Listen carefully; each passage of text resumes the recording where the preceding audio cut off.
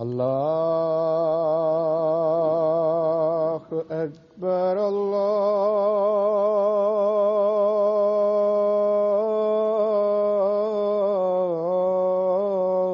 الله أكبر الله أكبر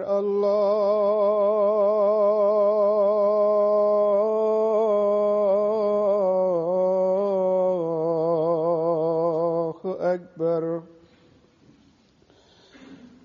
أشهد أن لا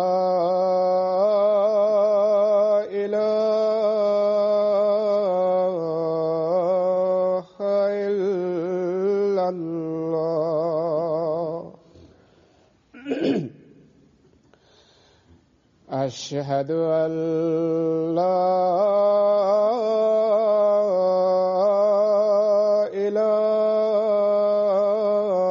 إله إلا الله أشهد أن محمدًا رسول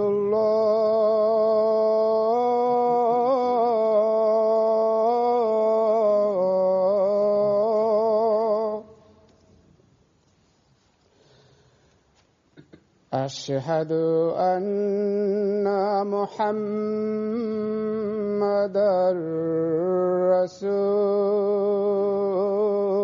رسول الله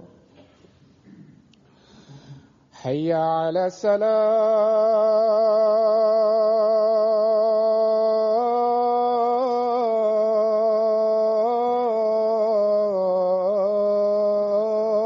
الصلاة حي على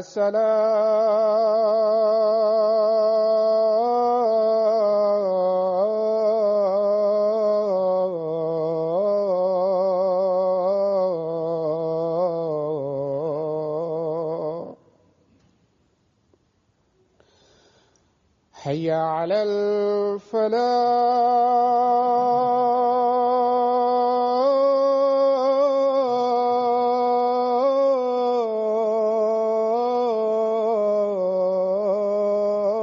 الفلاح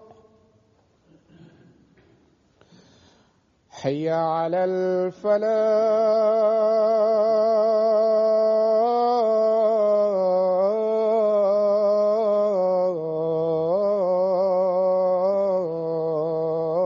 الفلاح الله أكبر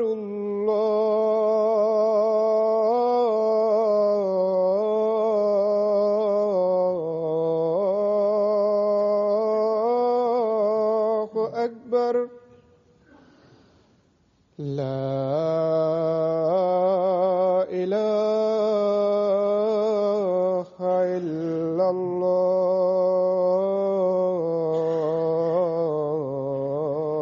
الله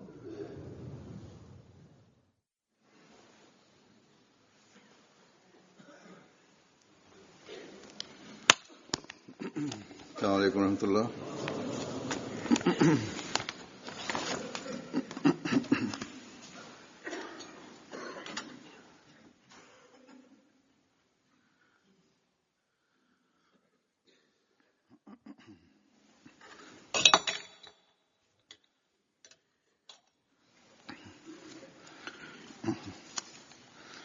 أشهد أن لا إله إلا الله وحده لا شريك له وأشهد أن محمدًا عبده ورسوله أما بعد فأعوذ بالله من الشيطان الرجيم بسم الله الرحمن الرحيم الحمد لله رب العالمين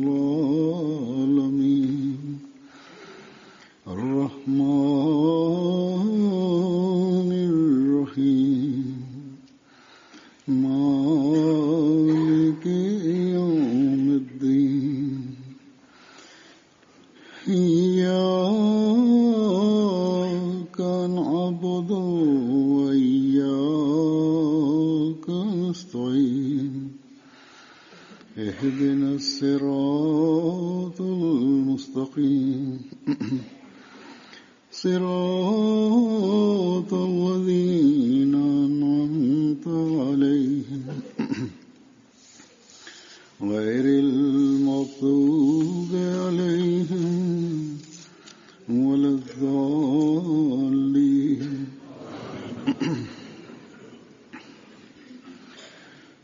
गुज़श्ता जुमे में मैंने हज़रत मुस्लिम माऊद की जो मुस्लिम माऊद की पेशगोई है उसके हवाले से Në gjumën e kaluar kisha folur इस ज़िमन में आपके rreth इल्म ज़ाहिरी और profecisë जाने का ज़िक्र së birit të premtuar और ये भी edhe kisha cekur aspektin और कुरान करीम के तफसीरी që përmende në atë profeci në fjalët ai do të begatohet me dituritë të dukshme e shpirtërore. Edhe po ashtu kisha përmendur për shtypjet e larta që kishin jo ahmedianët për dijen e kalifit të dytë, के महीनों शायद për komentimet e Kuranit të shenjtë që ka bërë ai, për shtypje të cilat shumë prej tyre pra jo ahmedianët edhe shfaqnin haptas, edhe disa edhe i botuan. Realisht, historia e bomave të tij dhe përshtypjeve të tjerëve rreth tij përbëjnë një gamë kaq të gjerë saqë edhe sikur të vijojmë përmendjen e tyre për muaj a për vite, prap se prap ajo nuk mbaron. Por një gjë rreth së cilës desha të flisja në hutben e kaluar, të cilën nuk e përmenda dot për shkak të kohës së pakët, एक मज़हब कॉन्फ्रेंस मुनक़िद हुई थी sot do ta përmend. Bëhet fjalë për një ngjarje të ndodhur 90 vjet para ditës së sotme, mu në këtë qytet të Londrës. Shumica prej jush mbase e dinë se në shtator të vitit 1924 ishte zhvilluar një konferencë e feve këtu, në të cilën edhe Hazrat Kalifi i dytë i Mesihut premtuar alayhis salam kishte marrë pjesë. की तंजीमें जो हैं Sot kemi mjaft njerëz që njohim, kemi kontakte dhe po ashtu për shkak të persekutimet që po bëhet ndaj ahmedianëve në vendet e ndryshme të botës, shumë nga organizatat e të drejtave të njerëzit e njohin xhamatin. Po ashtu xhamatin tonë e njohin të parlamenteve të ndryshme, të një sër intelektualësh të tjerë këtu e. Por në atë kohë, xhamati nuk gëzonte asnjë njohje të tillë. मगर इसके बावजूद E megjithatë, अल्लाह ताला rrethanat e veçanta që krijoi Allahu i Madhërisëm dhe ftesa që i ishte bërë इंतजामिया Hazret Kalifit të dytë vetë nga organizatorët e konferencës conference में që ai të vinte në Londër e të mbante fjalim rreth fesë islame, të gjitha këto kishin ndodhur me ndihmën dhe mbështetjen e veçantë të Zotit të Madhërisëm. और फिर जब हम उन Gjitha i sukses, edhe në kohën kur xhamati ishte në gjendje të brisht financiare, और उस वक्त आप अपने साथ ishte befasuese. वफद लेके आए थे Hazret Kalifi i dytë kishte ardhur me një delegacion prej 11 personash, një udhëtim që ishte i papërballueshëm për xhamatin. Hazret Biri i premtuar, pra Kalifi i dytë, shpenzimet e tij vetë i kishte hequr. Pjesëtarë të tjerë të delegacionit kishin marrë borxhe për të mos humbur shansin e këtij udhëtimi. और जमात से मशवरे के बाद ये सफर हुआ Në fakt, fillimisht kishin marrë vendimin të mos shkonin, pra të mos vinin këtu në Londër. Pastaj bën dua, istihara do të thënë namazi që falet për t'i kërkuar udhëzim Zotit të Madhërisëm për një çështje të caktuar. Pra bën dua, istihara dhe pas këshillimit me xhamatin u vendos të bëhet ky udhëtim. Mbështetja dhe ndihma e veçantë e Zotit të Madhërisëm është e dukshme në çdo hap të këtij udhëtimi. Ishte hera e parë që një kalif i Mesihut premtuar do të udhëtonte drejt Evropës. E më pas ai do të vizitonte edhe Sirin, Egjiptin, Palestinën dhe vendet e tjera arabe. Pas kalifit të dytë në këto vendet arabe nuk udhëtoi ndonjë kalif tjetër i Mesihut premtuar, sepse më vonë gjendja e këtyre vendeve vetëm u përkeqësua dhe u vun mjaft kufizime. Sot do t'ju tregoj shkurtimisht zhvillimet e asaj konference dhe po ashtu edhe përshtypjet e anglezëve rreth kalifit të dytë të Mesihut premtuar. Këto përshtypje nga njëra anë na tregojnë se ai kishte pasur mbështetje dhe ndihmë të veçantë të Allahut të Madhërisëm, dhe nga ana tjetër përbëjnë edhe disa vlera historike që të rinjt tanë duhet i dinë. Në atë kohë udhëtimi bëhej me anije dhe duheshin shumë ditë për të udhëtuar. Në kuvertën e anijes midis kabinave të klasës së parë e të dytë, Hazret Kalifi i dytë i Mesihut Premtuar selam udhëhiqte namazet dhe atë e ndiqnin edhe shokët e tij. Pra falnin namazet me xhamat. Një ditë, pasi kishin përfunduar namazin, ishin ulur atje, ndërkohë kaloi pranë tyre mjeku i anijes, i cili ishte italian. Duke parë kalifin e parë të ulur përpara dhe mbrapa tij shokët e tij, ai befas u shpreh: Jesus Christ and 12 disciples. Do të thënë Jezu Krishti dhe 12 dishepujt e tij. Dr. Hashmatullah Sahibi, pra i cili e refren këtë ngjarje, thot: u befasova nga krahasimi i bërë nga doktori italian, i cili po ashtu ishte nga vendi i papës. Sa i gjetur dhe i lartë ishte ky krahasim. Në fakt, Hazret Kalifi i dytë ishte nisur me 11 shokë të tjerë, por atyre ju bashkua edhe avokati i Çodri Muhammed Sharif Sahibi. Pra në këtë mënyrë përveç Kalifit të dytë ishin edhe 12 shokë të tjerë. Tani do t'ju përmend shkurtimisht edhe backgroundin historik, qëllimet dhe synimet e kësaj konference, e cila u quajt Wembley Conference.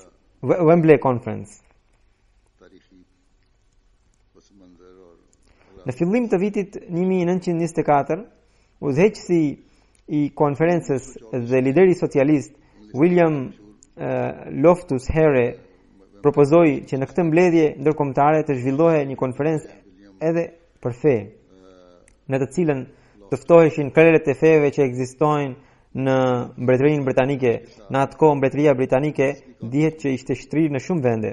Pra që ata të merrnin pjesë, krerët e atyre feve të merrnin pjesë në të e të hedhnin dritë mbi parimet e feve të tyre përkatëse. Organizatorët e konferencës, ndër të cilat ishin edhe shumë orientalistë, u pajtuan me këtë ide. U vendos një komision nën mbikëqyrjen e Shkollës së Studimeve Orientale të Universitetit të Londrës. Instituti Imperial u caktua si vend për ta zhvilluar konferencën, ndërsa data që ishin vendosur ishin nga 22 shtator i vitit 1924 deri në 8 tetor të atij viti. Komisioni u dërgoi ftesa folësve të zgjedhur të feve të ndryshme, ndër të cilat fe që përfaqësonin ishin hinduizmi, islami, budizmi, zoroastrianizmi, jainizmi, sikizmi, sufizmi, brahmo samaji, arya samaji, konfucianizmi e tjetera.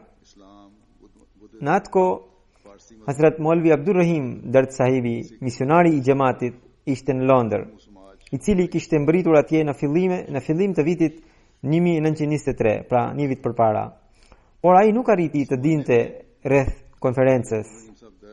Ndërkohë, jo vetëm që ishte ngritur komisioni, por ishin caktuar edhe folësit. Pra e gjithë procedura kishte filluar dhe kishte kaluar edhe një pjesë e vitit 1924. Kur ai, pra misionari i xhamatit, gjatë bisedës me dikë mori vesh për këtë konferencë.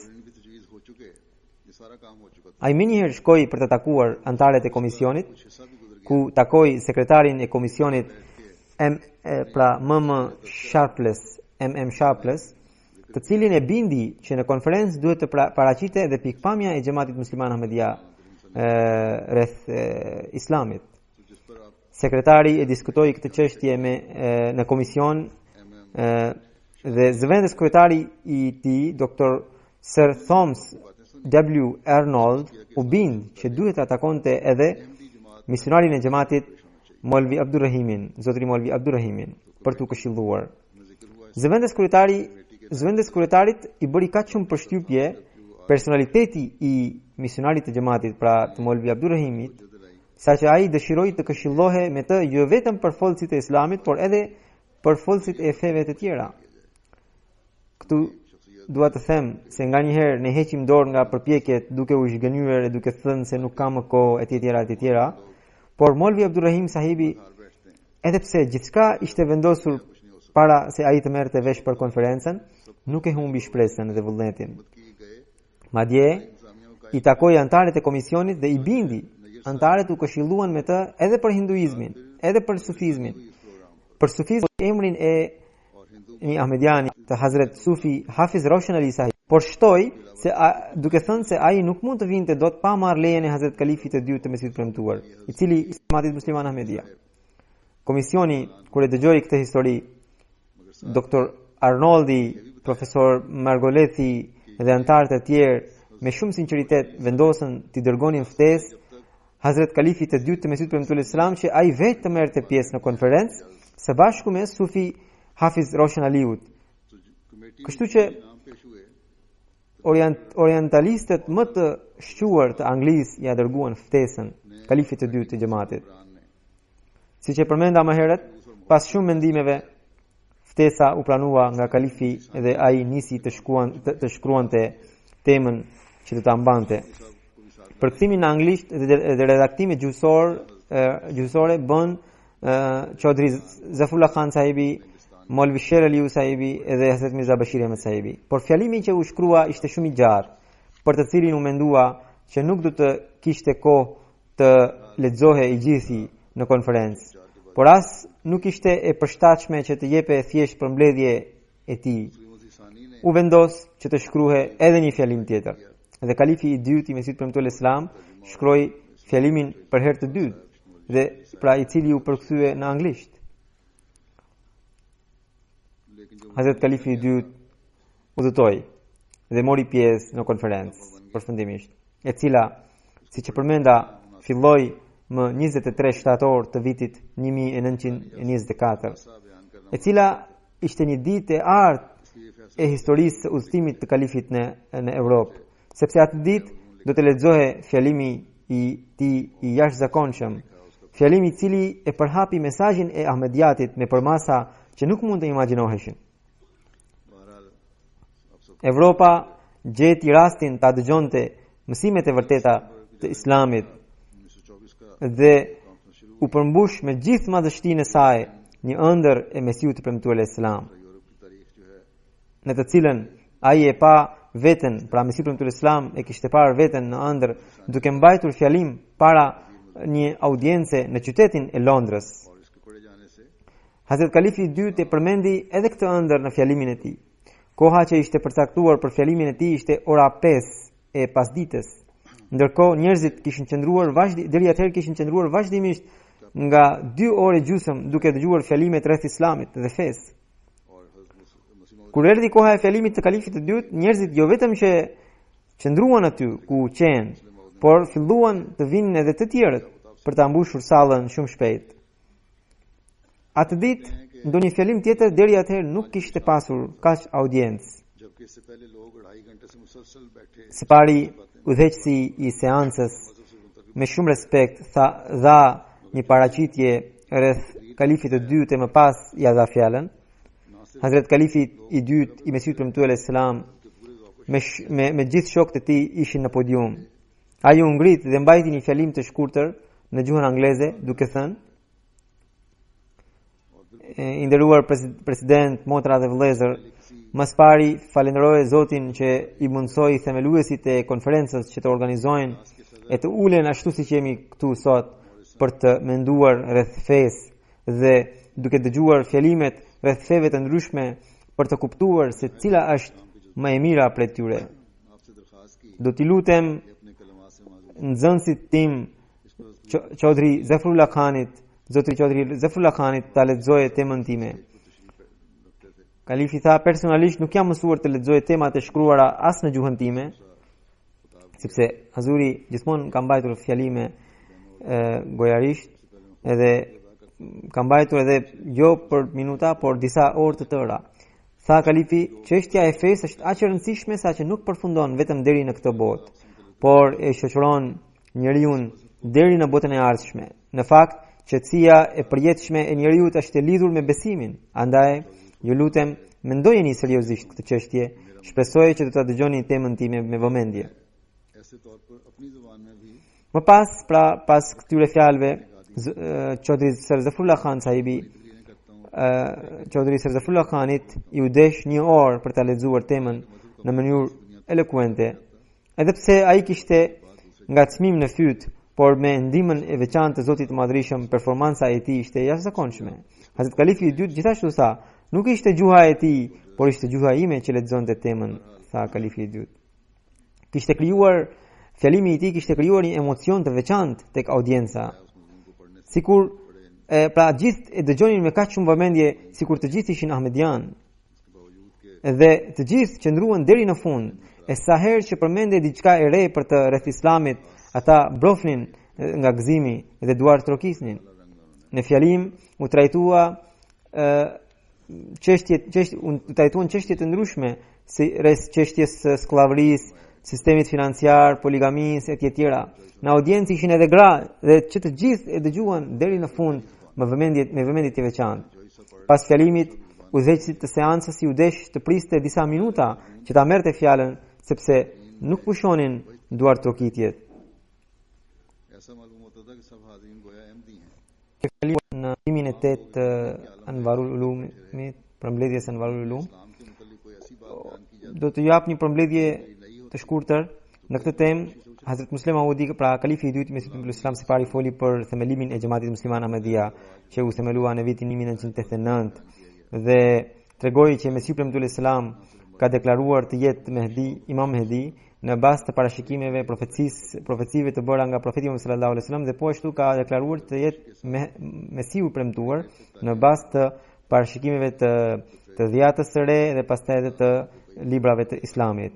Dhe tregoi që ai u kundërshtua ashpër për shkak të këtyre deklaratave edhe nga muslimanët vet, pra vetëm hoxhallarët e kundërshtuan, po megjithatë pak nga pak me kalimin e kohës filloi të grumbullohej një grup njerëzish të mençur rreth tij, edhe sot me bekimin e Zotit ai grup është shndruar në një xhamat, pra në atë kohë po fliste ai, dhe është themeluar madje në 10 vende të botës. Unë pra do t'ju tregoj një përmbledhje, madje jo përmbledhjen e përmbledhjes, do të tregoj vetëm disa pikat që janë përmendur pra në këtë fjalim. Ky ishte ai fjalimi i vogël që u mbajt, i cili prap u desh të një orë të lexohej, edhe ndërsa fjalimi i mëparshëm për të cilin ju tregova që ishte shumë i gjatë, u botua në formë libri, pra ishte gati si libër me titullin Ahmediati, domethënë Islami i vërtet. Ky ishte titulli i atij libri. Pra Mesihu Premtull Islam tregoi pra kalifi i dytë i tregoi që pas vdekjes së Mesihut Premtull Islam u nis sistemi i kalifatit. Në xhamat kemi një sistem dhe përmes këtij sistemi në xhamati tashmë gjendet në 10 vende të botës, dhe tha që në këtë xhamat po antarsohen njerëz të çdo feje, dhe Mesihu kalifi i dytë e qartësoi se kjo ishte koha e ardhjes së Mesihut të premtuar alayhis salam, sepse vetë gjendja e botës tregonte që bota kërkonte një reformator patjetër, edhe të gjitha shenjat që ishin përmendur në parashikime ishin përmbushur. Ai tha se Mesihu Premtull Islam tregoi që Zoti komunikon me robërit e tij edhe sot, ashtu siç ka komunikuar më parë. Ai dëgjon lutjet e robërve të tij, ai është i gjithëmëshirshëm dhe përdallimtar. Dhe duke dërguar Mesihun e tij të premtuar, ai deshi edhe një herë, pra nga mëshira e tij Zoti deshi edhe një herë të reformonte të botën e çrregulluar. Mesihu Premtull Islam vendosi besimin në Zot, besimin në njëshmërinë e Zotit në aq lart sa që ai tha se robërit e Zotit arrin të komunikojnë me të.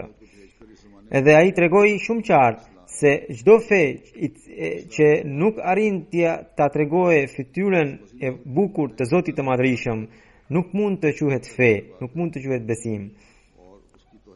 sepse qëllimi i fesë është që ajo të krijojë kontakt midis Zotit dhe robit. Kalifi i dytë në fjalimin e tij tregoi edhe rreth profetët, rreth cilësive të tyre dhe rreth robërve të thjeshtë, cilët edhe ata mund të komunikojnë me Zotin. Pastaj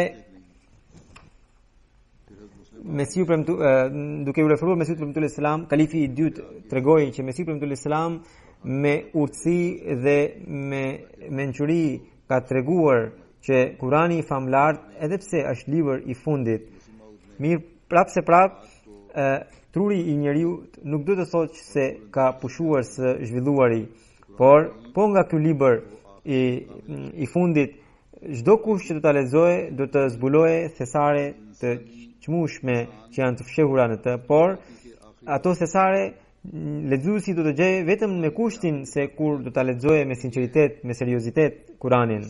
Dhe çdo kush sipas aftësive të tij do t'i gjejë urtësit nga ky libër. Kalifi i dytë gjithashtu trajtoi çështjen e gjihadit në këtë fjalim, duke treguar që Islami, akuza që i bëhet Islamit që ai është përhapur me dhunë, nuk është as pak e vërtetë, sepse vetë Kurani mëson që nuk ka dhunë në fe. Edhe gjithashtu ka treguar që lufta fetare sipas Islamit do të duhet vetëm atëherë kur feja edhe Islami në vetvete tentohet të asgjësohet. Pra, kur ekziston liria fetare, atëherë nuk ka nevojë të bëhet në një luftë. Kalifi i dytë gjithashtu trajtoi çështje të tjera si ju përmenda, pra çështjen e skllavërisë, çështjen e ndalimit të kamatës, të poligamisë, të ligjeve të divorcit, edhe për moralet, edhe për çështjen e jetës së ahiretit, jetës pas kësaj bote. Të gjitha këto janë përmendur gjithmonë duke paraqitur ajetet edhe kuranore dhe mësimet e Islamit. Pastaj kalifi dha argumente të vërtetësisë së Mesiut premtuar selam, duke treguar shenjat e Zotit që janë shfaqur në ndihmën e tij. Më pas në fjalimin e tij Hazrat Kalifi i dytë foli edhe për një ëndër të Mesiut premtuar selam, me të cilën ai e kishte parë veten në një podium të Londrës, duke mbajtur fjalim rreth Islamit, pas të cilit ai pa që kishte kapur ca zogj. Edhe Mesiu premtuar selam vetë kishte interpretuar që mesazhi i tij do të përhapej në Londër dhe përmes tij njerëzit do të hyjnë në fenë islame. Interpretimi i parë i kësaj ëndre padyshim u shfaq nëpërmjet fjalimit të kalifit të dytë. Më pas, Hazrat Kalifi i dytë, duke ju referuar Mesiut premtuar selam, tha se nëse ndonjë njeri do t'i lutet Zotit për 40 ditë për të kërkuar të vërtetën, ai patjetër do ta gjejë atë. Pra u lexuat citati i Mesiut premtuar selam që shprehte këtë ide. Dhe në fund, Hazrat Kalifi i dytë i Mesiut premtuar selam e mbylli fjalimin e tij me këto fjalë: Motra dhe vëllezër, drita e Zotit është zbardhur për ju dhe ai, pra Zoti, i cili për shkak të rrjedhave të kohës konsiderohet prallë e histori, u shfaq mu para syve tuaj. Madhështia e Zotit ju është shfaqur përmes një profeti të tij, po një profet rreth të cilit kishin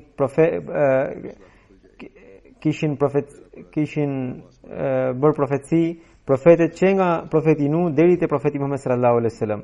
Zoti edhe një herë ka provuar për ju që ai nuk është vetëm Zoti i të vdekurve, por edhe i atyre që janë të gjallë, dhe se ai nuk është vetëm Zoti i atyre që kanë kaluar, por edhe i atyre që do të vinë. Prandaj pranojeni këtë dritë dhe ndriçojeni zemrat tuaja përmes saj. Motra dhe vëllezër, kjo jetë është e përkohshme, por është gabim të mendoni se pas kësaj jete është fundi. Fundi nuk ekziston. Shpirti nuk është krijuar që të përfundojë, por që të përsoset e të fitojë jetë të amshueshme. Që nga lindja e tij njeriu merr një udhë që nuk soset. Vdekja nuk është veç se një mjet për t'ia shpejtuar udhëtimin. Si mundet vallë që vazhdimisht rini të angazhuar për të garuar me njëri tjetrin për gara të shkurtra, por harroni garën e madhe, në të cilën kanë për detyrë të marrin pjesë brezat edhe të së kaluarës, edhe të së tashmës, edhe të së ardhmes. A nuk keni marrë vesh ende se në lindje erdhi një i dërguar dhe përmes tij Zoti ju ka dërguar të vërtetën deri te pragu juaj. Prandaj me zemër të sinqertë falenderojeni Zotin për bekimin që ju dha, në mënyrë që të fitoni më shumë bekime. Vraponi për ta kapur bekimin e tij në mënyrë që të fitoni mëshirën e tij. Si ka mundësi vallë që ju nuk shikoni me sy që ju nuk shikoni me sy të mirë gjithçka që ju dëmton trurin, por jeni të qetë me atë që ndrydh aftësitë tuaja shpirtërore? Ju sigurisht që mohoni të përkuleni para idhujve.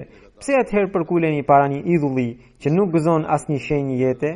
E jani dhe shijoni verën hyjnore që Zoti ju ka dërguar juve, sepse kjo verë nuk do t'ju trullos, por do t'ja forcojë trurin edhe më shumë. Gëzohuni o shoqet e nuses. Ky është një simbol që është përdorur në Bibël dhe kalifi i u drejtua anglezëve me gjuhën e Biblës. Pra thot, gëzohuni o shoqet e nusës dhe këndoni himne të gëzueshme, sepse dhëndri ka mbritur. Erdhi ai që kërkohej. Kërkimtarët deri dje i kishin syt të dremitur nga kërkimi, por ai tani erdhi për t'u ndriçuar syt. I bekuar është ai që vjen në emër të Zotit. Po, i bekuar është ai që erdhi në emër të Zotit. Ata që e gjejnë atë, gjejnë gjithçka, ndërsa ata që nuk e shohin dot atë, nuk mund të shohin asgjë. Thirrja jonë e fundit është lavdia i takon Allahut, Zotit të botëve. Këtu pra mbyllet fjalimi. Dhe në këtë mënyrë shumë të urtë, por edhe shumë të guximshme, kalifi i dytë i Mesihut Premtues Selam u tregoi anglezëve mirësitë e fesë islame, duke i bërë edhe tabligh, pra ftesë drejt islamit, dhe ky fjalim ishte më shumë se një orë dhe këtu kam përmendur vetëm disa pika të tij. Fjalimi ishte kaq prekës saqë në fakt unë do të tregoj tani disa përshtypje. Edhe më së pari do të tregoj atë që tha udhëheqësi i seancës Sir Teodor Marseni. Pra ai pasi mbaroi fjalimi, ai e mori fjalën dhe duke treguar përshtypjet e tij, tha se Xhamati Ahmedia dhe lëvizjet e tjera në Islam tregojnë që kanë dalë në këtë kohë tregojnë se Islami është një fe e vërtetë, një fe e gjallë dhe edhe pastaj tha se Mirza Bashiruddin, pra për kalifin e dytë, edhe dishepujt e tij që kanë çalma me ngjyrë jeshile, janë duken sikur përfaqësues të një lëvizjeje i cila është e ngjashme me atë me lëvizjen e Jezusit në serinë e Musait. Pra kjo është një lëvizje në serinë e Muhamedit. Pra këtë ai simbolik domethënë kishte përdorur në fjalimin e tij dhe edhe tha që siç e kam kuptuar që lëvizja e tyre nuk do të thotë që ata kanë sjellë ndonjë ligj të ri hyjnor, por e ndjekin Kur'anin. Pastaj presidenti, pra udhëheqësi i seancës, tha se unë nuk kam nevojë të them më shumë sepse tema ishte vetë fliste gjithçka dhe fytyrat e audiencës tregojnë shumë qartë se çfarë përshtypje të lartë ata kanë pasur nga kjo temë. Dhe unë jam i bindur që do të jem bashkëmendimtar i audiencës në pohimin që kjo tema që u mbajt nga kalifi i dytë ishte tema më e mirë që është mbajtur për sot. Pastaj ai u drejtua kalifit të dytë duke thënë se ju përgëzoj për temën që kishit sjell sepse kjo ishte më e mira për ne në këtë konferencë. Edhe më pas ai deri vonë qëndroi në podium duke folur pra rreth meritave të temës kalifit të dytë. Kjo ishte diçka që ju kam sjell sepse në atë temë kalifi kishte treguar mirësitë e Islamit, meritat e Islamit, edhe në fund pastaj me guxim shumë të madh kishte bërë thirrje që të pranonin Islamin edhe kishte treguar që edhe Mesihu Premtues Islam domethënë kishte ardhur. Më pas Dr. Walter Walsh, kryetari i kishës së lirë, pra Free Church, i cili vetë ishte një ligjërues i shquar, duke treguar përshtypjet e tij, tha: "Jam shumë fatlum që pata mundësinë ta dëgjoja këtë fjalim." Një tjetër intelektual që ishte profesor i drejtësisë tha: "Kur dëgjoja fjalimin, ndjeva sikur kjo ditë po niste një epokë të re." Duke folur me delegacionin e xhamatit, tha: "Nëse ju në ndonjë mënyrë tjetër edhe sikur të shpenzonit mira rupi, nuk mund të gëzonit një sukses kaq madhor si ky." Një prift i shquar Minshi, pra quhet, tha: Ka 3 vjet që kisha parë në ëndër që Jezusi do të vijë këtu me 13 dishepujt e tij. Sot shoh se ajo ëndër është përmbushur. Zoti thot në fillim ju kam treguar për 12 dishepuj, kurse misionari i xhamatit ishte në Angli, i cili gjithashtu mori pjesë në këtë konferencë dhe në këtë mënyrë u bën 13. Zotri Sherpels, që ishte sekretari i konferencës, tha: njerëzit e kanë vlerësuar shumë këtë fjalim dhe njëri prej tyre rreth shenjtërisë së tij tha se ai duket luteri i kësaj kohe, pra këto ishin përshtypjet e tij për kalifin. Një tjetër u shpreh se udhëheqësi i xhamatit ka një patos të lartë në zemrën e tij. Një tjetër tha se tema e tij ishte më e mira nga të gjitha. Një profesor gjerman pas konferencës, kur Hazrat Kalifi i dytë i Mesihut Premtuar Islam po dilte nga salla, i u afrua dhe e kapi për dorë dhe përgëzoi për fjalimin duke thënë, pranë tij ishin ulur disa anglez të shquar, të cilët vazhdimisht thoshin: këto janë ide të rralla që nuk mund t'i dëgjojmë çdo ditë. Zoti Lane, i cili ishte një zyrtar i lartë në zyrën Perëndin, pranoi që fjalimi i kalifit ka qenë më i miri nga të gjitha fjalimet. Hazrat Abdurrahman Sahib Qadiani Rafen, një njeri erdhi te kalifi dhe tha se kishte punuar 3 vjet në Indi dhe kishte studiuar fen islame, argumentet e saj dhe gjendjen e muslimanëve, sepse kishte shkuar atje si një misionar, por tha se mënyra siç e paraqiti kalifi fen islame kur nuk e kishte parë a dëgjuar më parë.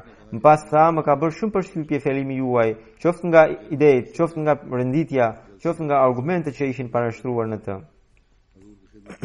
Një tjetër intelektual i cili kishte ardhur nga Franca për të marrë pjesë në këtë konferencë tha se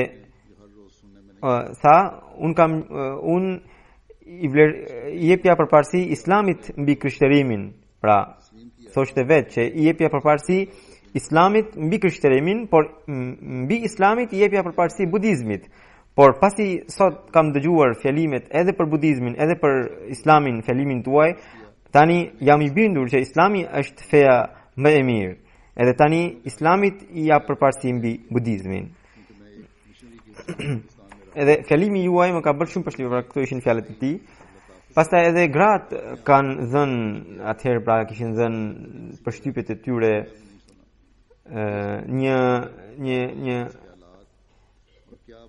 Një grua tha se për kalifin e dytë që është një njeri me patos shumë të madh. Pastaj zonja Sharpless, pra e bashortja e sekretarit, thot që gjatë kohës kur shërbehe kafeja atëherë ose çaj, atëherë erdhi një anglez i cili donte të bashkohe në këtë, sepse në fakt kafeja nuk ishte për të gjithë, por ishin për ftuar të veçantë. Po edhe më thoshte, thot kjo zonjë, më thoshte ai anglez që unë nuk dua të pi kafen, por vetëm dua të takoja të folsin që ka ardhur nga India, që është kryetari i xhamatit musliman Ahmedia, sepse jam mrekulluar nga fjalimi që ai ka mbajtur. Dhe kështu që ati ju dha leje edhe pastaj ai hyri brenda edhe takoi kalifin e 5, kalifin e 2 të xhamatit. Një profesor gjerman pas konferencës, kur Hazrat Kalifi i dytë i Mesihut Premtuar Islam po dilte nga salla, ju afrua dhe e kapi për dorë. Këtë e kam lexuar edhe më parë, por këtu është pak më me detaje. Dhe ai e përgëzoi për fjalimin duke thënë, pranë tij ishin ulur disa njerëz anglez të shquar, të cilët vazhdimisht thoshin: këto janë ide të rralla që nuk mund t'i dëgjojmë çdo ditë. Më pas dikush thoshte: çfarë parimesh të bukura janë këto? Edhe vet ai profesor gjerman për shtypjet e tij jep me këto fjalë. Thotë që për ahmedianët kjo është një pikë kthese dhe është një sukses shumë i madh për ta, i cili nuk mund të arrihe edhe sikur ata të shpenzonin mira pound. Është folur për zotrin Lane, i cili, siç u tregova, ishte zyrtar për zyrën e Indis, një zyrtar i lartë për zyrën e Indis, edhe ai po dëgjonte fjalimin e kalifit, mirë po bashortja e tij nuk kishte marrë pjesë. Kur ai kishte shkuar në shtëpi, kur ishte treguar pra bashortës për fjalimin e kalifit, ajo erdhi një ditë për të takuar kalifin dhe pastaj një tjetër zonjë, Miss Corner, e cila ishte ateiste dhe erdhi dhe e takoi kalifin dhe i tregoi që it was charmful, domethënë ishte mahnitse tema e kalifit. Idetë ishin shumë të larta dhe argumentet ishin shumë të qarta e tjera e tjera. What a beautiful and true principle. कैसा खूबसूरत और Një grua që ishte nga feja Bahai e takoi kalifin pas fjalimit edhe e përcolli deri te shtëpia e tij, edhe gjatë gjithë rrugës thoshte se ai ishte nga Bahai, por e kishte ndryshuar bindjen pasi kishte dëgjuar fjalimin e kalifit, edhe kishte kërkuar kalifit t'i tregonte se ku do të mbaj fjalimet e tjera në mënyrë që ajo të vinte edhe atje. Një tjetër grua e krishter erdhi me gjithë vajzën edhe e takoi kalifin, pra edhe ajo e ndiqte nga kalifin, edhe gjatë rrugës në një pikë e takoi edhe i kërkoi kalifit që të entën të vizitojë shtëpinë e saj për të vish në shtëpi për kafe. Por kalifi tha që ishte i zënë, mirë po ajo me shumë përkushtim i tha kalifit dhe arriti ta binte që kalifi të shkonte ditën e ente për kafe te shtëpia e saj. Një tjetër grua tha se tema e kalifit ishte shumë më e mirë se sa ajo temë që ishte mbajtur për atë dashurinë. Do t'i përmend edhe një gazetë e cila dha lajmin fjalimit të kalifit që u mbajt në konferencë. Gazeta Manchester Guardian në botimin e saj të datës 24 shtator të vitit 1924 shkruan: një ngjarje që e lëkundi fort audiencën e konferencës ndodhi atëherë kur sot pasdite u fol për një sekt të ri të Islamit. Fjalën sekt i ri e kemi përdorur për lehtësinë tonë, për ndryshe ata nuk e pëlqejnë këtë emërtim për vete. Pra gazeta e sqaroi këtë pikë. Sipas tyre, gazeta vazhdon, sipas tyre ky sekt u themelua para 34 vitesh nga një mesih, i cili ishte parashikuar nga Bibla dhe nga libra të tjerë fetar. Ky sekt pohon se Zoti i Madhërisëm ka themeluar këtë sekt me anë të shpalljes së tij në mënyrë që nëpërmjet Islamit ai t'i jap mundësinë njerëzimit që t'i afrohet Zotit. Një shtetas indian i veshur në kokë me një qalm të bardhë, fytyra e të cilit shndriste edhe pse me mjekër të zezë.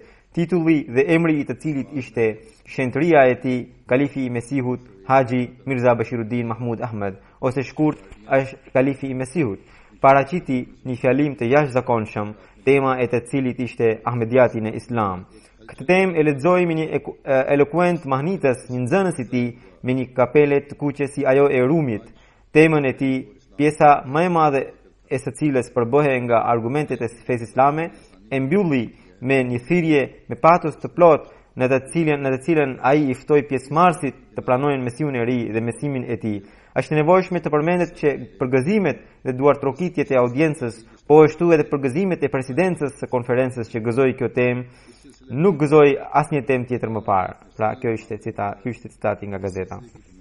Pastaj Bhai Abdurrahman sahibi i Kadianit thot se në fund të temës u shpall një rezolut në të cilën me ujdi të plot ishte shprehur mirënjohje të veçantë kalifit të Xhamatit Musliman Ahmedia për shkak të fjalimit të tij plot argumente dhe pastaj një profesor tjetër i cili gjithashtu i cili ishte edhe prift erdhi te shtëpia e kalifit e takoi edhe tregoi që sa shumë ishte i ndikuar nga fjalimi i Hazurit. Dhe ai i tha kalifit që thot që ai gjatë konferencës duke vazhdimisht qohej nga karrigja e tij, nga gëzimi, duke thënë se këto ishin ide të rralla. Dhe ai i premtoi kalifit që jo vetëm që do të lexojë literaturën e xhamatit, por do ta përhap këtë mesazh edhe tek të tjerët. Pra ky ishte fjalimi që u lexua në konferencë. Ky fjalim dhe po ashtu edhe ai tjetër i cili për shkak se ishte i gjatë dhe nuk lexohej dot, të dyja janë të botuara me përkthimin në gjuhën angleze, edhe pse shifrat që janë dhënë aty janë të asaj kohe, edhe xhamati sot ka përparuar mjaft, alhamdulillah.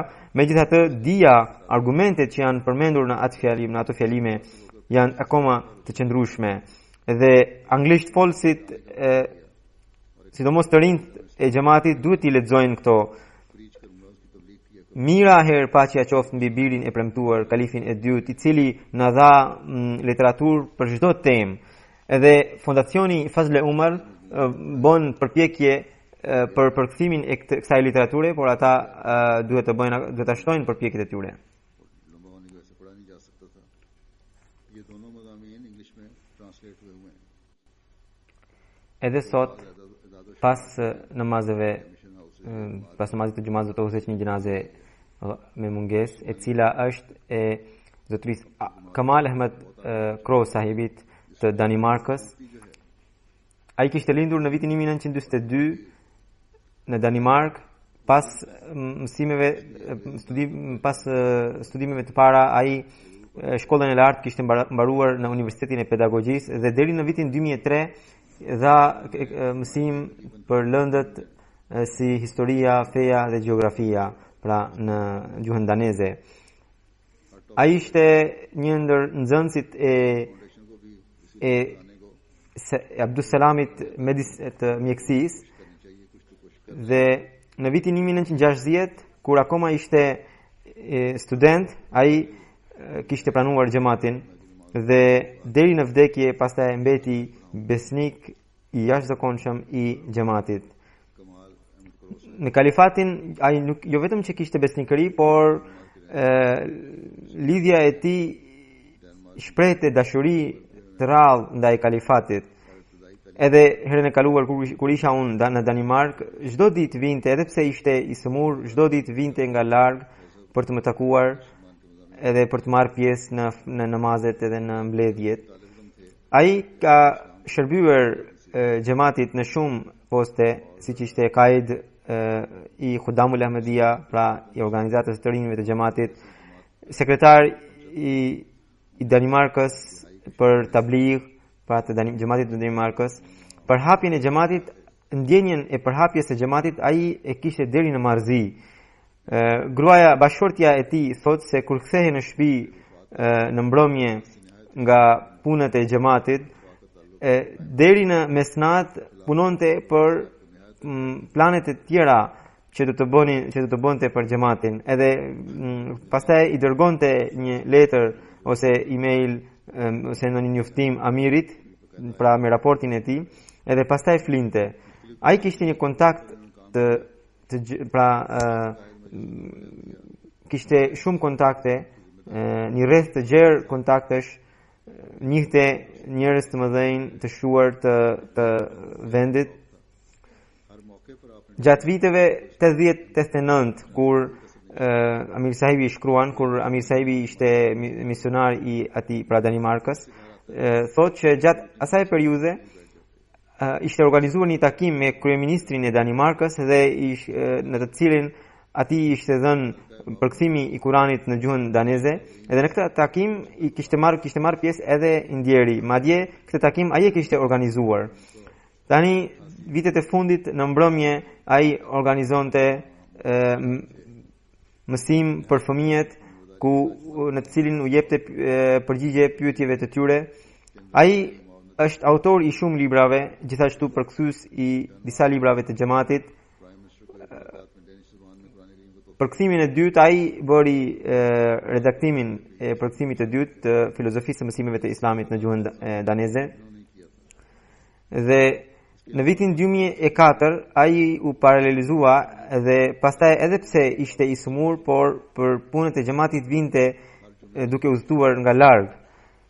Dhe çdo herë kur vinte, Amir Sahibi thotë që pyeste për kalifin se si është me shëndet, edhe tani këto ditë po ndërtohet shtëpia e misionit në Danimark, vazhdimisht interesohe për mbarvajtjen e ndërtimit të shtëpisë së misionit. Me datën 18 shkurt të vitit, pra të këtij viti, ai u ndje shumë I sëmur dhe u qua në spital, dhe me datën 19 shkurt ndroi jetë në moshën 71 vjeçare. Inna lillahi wa inna ilaihi rajiun. Ai la pas bashorten, një djalë dhe një vajzë dhe 5 nipër e mbesa.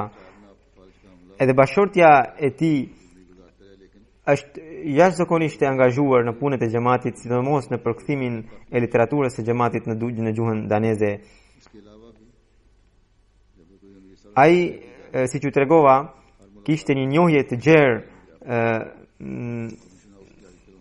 tek njerëzit e shquar të Danimarkës, madje për vdekjen e tij edhe media elektronike shprehu ngushëllimet e saj për kompani të ndryshme. 18 फरवरी 2014 को आपकी तबीयत जान में साज हुई और आप अस्पताल में दाखिल कर दिए Zotri Henrik Genesis thot se Zotri Crow ka qenë një personalitet i madhor, të cilin unë gjithmonë e shoh me nderim.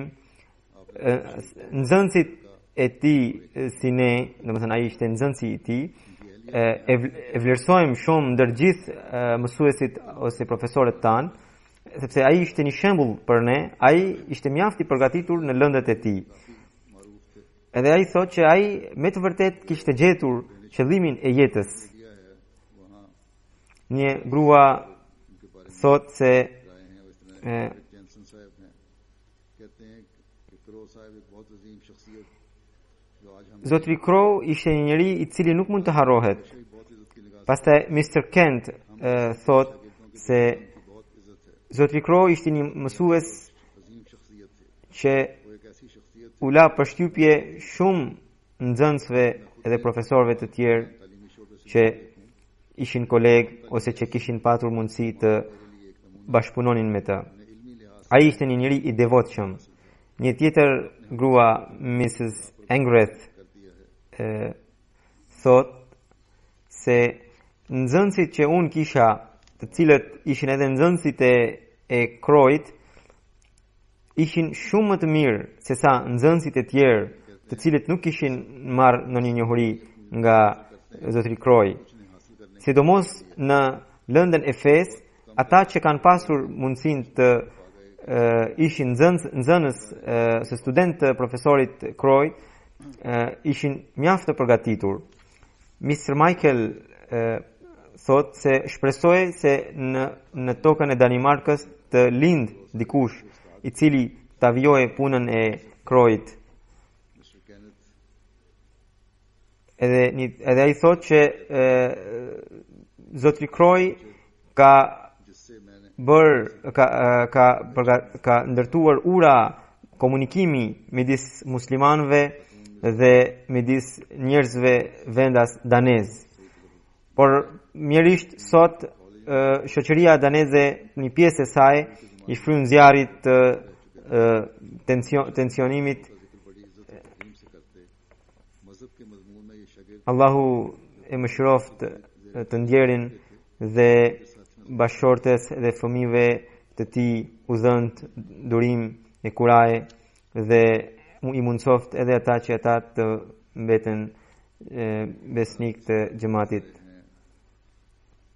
Gjese si që thash, pas namazeve do të udhëheq gjenazen e tij, inshallah. Mister Michael हैं, कहते हैं कि उम्मीद करता हूं कि डेनमार्क की सरजमीन में कोई ऐसा होगा जो उनके कामों को जारी रख सके जो उन्होंने डेनिश अवाम और गैर ममालिक से आने वाले मुसलमानों के दरमियान पुल बनाने और उनके दरमियान डायलॉग की फ़ज़ा पैदा करने के लिए शुरू किया था। अफसोस से कहना पड़ता है कि अब हमारी सोसाइटी में बाज़ लोग बाहमी ताल्लुकात को फ़रोग़ के बजाय आग पर तेल छिड़कने का काम करते हैं। अल्लाह ताला मरहूम के दर्जात बुलंद करे और उनके बीवी बच्चों को भी सब्र और हिम्मत और हौसला अता फरमाए और जमात से वाबस्ता रखे हमेशा। जैसा कि मैंने कहा, नमाजों के बाद इनका जनाजा गायब इंशाअल्लाह अदा होगा।